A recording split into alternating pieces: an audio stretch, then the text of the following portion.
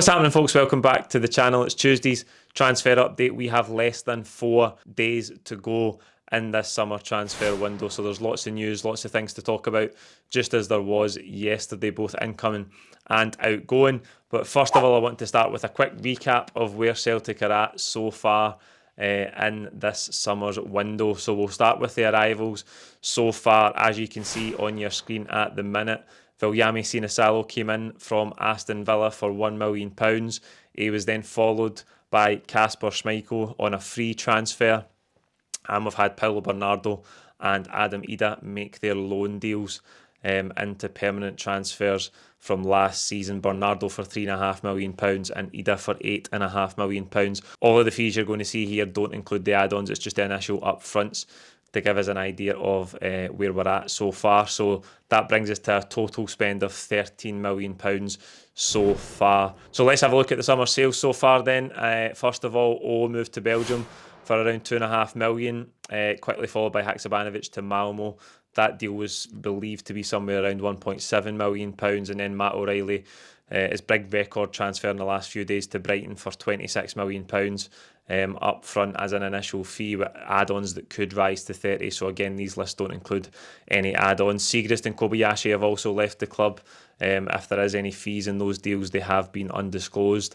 So that total figure you can see at the bottom is £30.25 million, which gives us a nice net spend, a negative net spend, of course, a profit so far on transfers, thanks to Matt O'Reilly's departure of £17.25 million, or somewhere in that region. So in the next 4 days or so, or the next 3 days or so, Celtic have got about £18 million free runway before they get anywhere close to a positive net spend on this squad. So there's plenty of funds there. Just if you look at the incoming and outgoing transfers this summer, that's not to even take into consideration the cash at bank the club has and the strong financial position that it finds itself in, which we've discussed at length throughout the course of this summer. Just purely on the business that we've done, we've got plenty of room there. We've got £18 million before we even get into a positive net spend for this summer. So plenty there to go and do in the next 3 or 4 days, and that brings us to the first talking point today, that Celtic have launched a £5 million bid for Sheffield United centre-back Auston Trusty. He is American, the same as Cameron Carter-Vickers. He's a left-sided centre-half. Having watched some clips of him, he does look a lot more comfortable on the ball, in my opinion, than Scales. I think obviously Scales is defended very, very well, and the question mark about Trusty is off the back of that season for Sheffield United in the Premier League last season, where they really, really struggled. They conceded a lot of goals. He has struggled there. They've struggled as a team in the last year or so, there's no doubt about that. Maybe similar to Carter-Vickers in some ways, in that Carter-Vickers couldn't break in to the Spurs team on a permanent basis. He went in some loan moves to the likes of Bournemouth, where he performed really, really well before he came to Celtic, and obviously he's been absolutely outstanding for us since he arrived. Trusty was at Arsenal.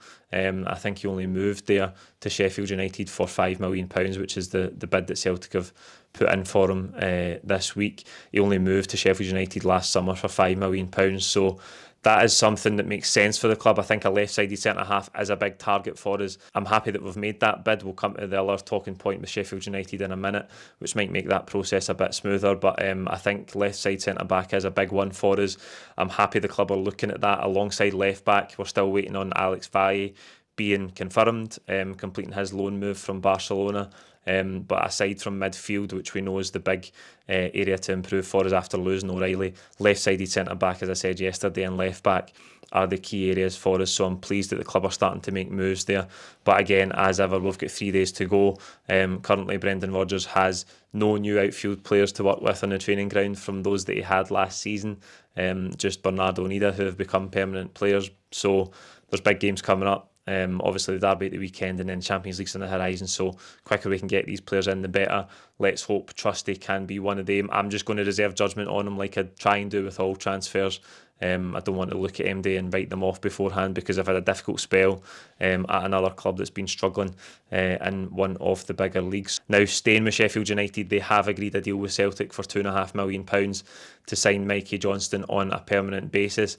This is a move that we thought might come around all summer, not to that particular club obviously, but we thought Mikey Johnston, after his impressive loan move to West Brom, back end of last season might be attracting interest from Championship clubs, and that this is a good juncture for him to move on from Celtic and go and make himself a good career in England after impressing down there last season. I think £2.5 million is a decent fee for Celtic, and like I said earlier, it should make things smoother for us with the Trusty deal and hopefully get that over the line quicker. Sky are reporting that there's no direct link between these transfers. It's not a swap deal. They're not interlinked in any way.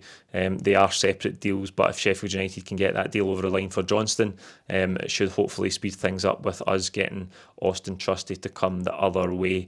So Johnston goes out. As I say, I think that's a wise move for all parties at this stage. He's got plenty of talent, Mikey Johnston, we know that. I really hope he goes and has a brilliant career for himself. It just hasn't worked out for him at Celtic over any medium to long term period of time. Next up, Mateusz Bogusz from LAFC. Last night it was reported that Celtic have launched a bid for him with the LA club. We don't know exactly where that bid stands. We know that they rate him around $8 or $10 million, or £8 million, I should say. So I think that, again, he's in a similar bracket to Engels. We obviously had that £6.5 million bid for Engels knocked back by Augsburg yesterday, but it looks like we are intent on trying to bring both Engels and Bogusz to the club. That would really bolster midfield after losing Matt O'Reilly. So we'll see how that one develops. Again, I don't think the club have the luxury to be playing with time here and trying to go in under valuations. With 3 days to go, 3-4 days to go in the transfer window, they've got to establish the asking prices and go and meet them to get these players to the club, because we are running out of time.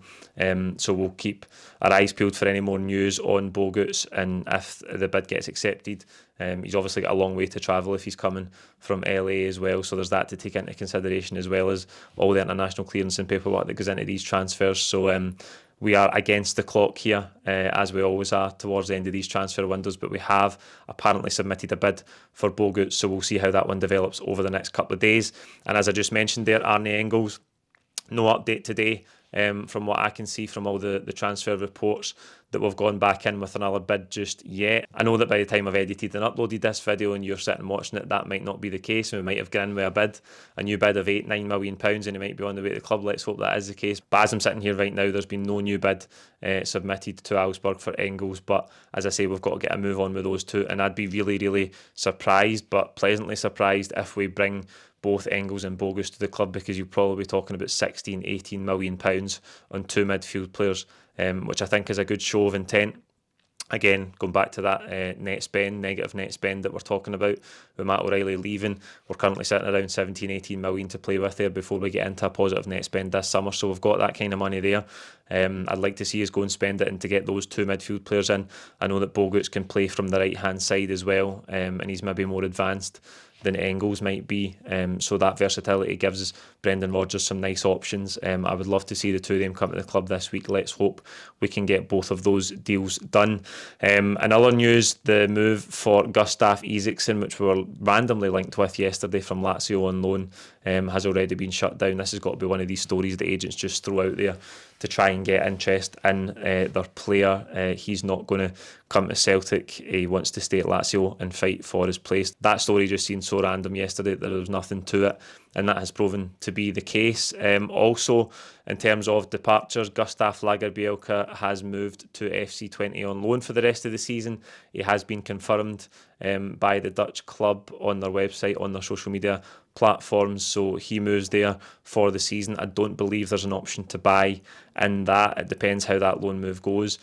If FC20 want to and they can afford to meet Celtic's valuation at the end of the season, we'll see how that one goes. But I wish good luck to Lagerbielke. He came here last season right off the back of Carol Starfelt's exit for £3 million from, or £3.5 million, I think it was, from Elfsborg. It was a big move for him to come to a club like Celtic, and almost from the word go, it didn't really work out for him, and he spent most of last season on the sidelines. Brendan Rodgers even alluded to it in his press conference last week in terms of the amount of times he's had to train on a Sunday and be in with the sort of fringe players. I hope he goes and has a good loan spell at 20, and then hopefully we can get some sort of money back on him when it comes to next summer. So there you go. That is a quick roundup of all the transfer news. As I say, less than 4 days to go.